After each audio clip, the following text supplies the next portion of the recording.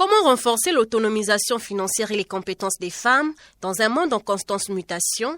La thématique de ce panel a révélé la nécessité d'accélérer la formation de la gente féminine afin qu'elle soit compétitive sur le marché, ce qui pourrait être un élément déclencheur de son indépendance financière et son apport au développement socio-économique. Parmi les panélistes, Aline Franceto-Kabeka, journaliste, directrice des programmes à la télévision nationale et engagée sur les questions d'autonomisation des femmes. Naviguant entre parcours et succès dans son domaine, elle a partagé les astuces susceptibles de faciliter la formation et l'intégration de la femme dans l'environnement professionnel. L'autonomisation de la femme passe d'abord par une prise de conscience du rôle qu'elle doit jouer dans la société et par rapport à ce rôle, qu'elle sache comment se positionner et qu'elle se positionne en regardant en elle ce qu'elle a comme compétence pour pouvoir agir. Donc, ça passe par la formation, l'acquisition des compétences et se lancer pour se rendre utile. Se lancer, c'est selon les besoins de chacun et selon les passions qui nous guident personnellement.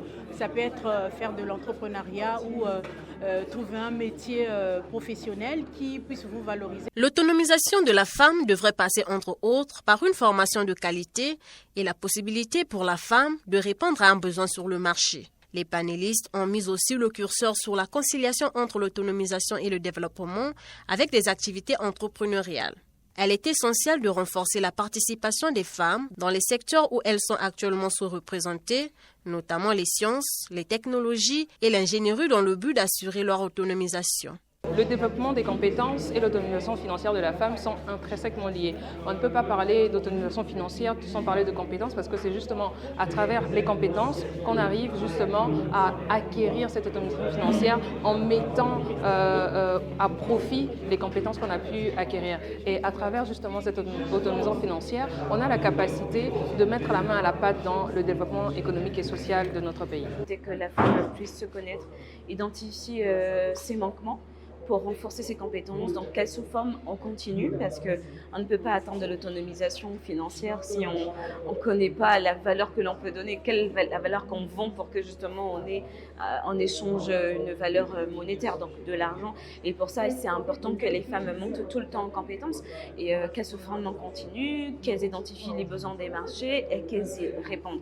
Et donc, elles doivent aussi se réapproprier la valeur de l'ambition. Cette conférence débat, organisée ce 1er mars 2024, étant en marge du lancement officiel de la plateforme Moissy, une association qui entend œuvrer en faveur de l'autonomisation de la femme en misant sur la formation. L'association Moissy est une association qui œuvre pour l'autonomisation financière de la jeune femme.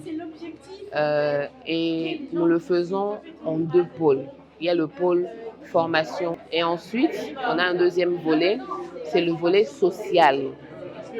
Dans le volet social, pour que les femmes puissent prendre conscience du rôle qu'elles doivent jouer dans la société et être conscientes que pour qu'elles puissent jouer ce rôle, elles doivent nécessairement se former. Cette association fédère déjà plusieurs profils, femmes entrepreneurs et jeunes femmes en quête de débouchés. Ce premier échange augure de bonnes perspectives.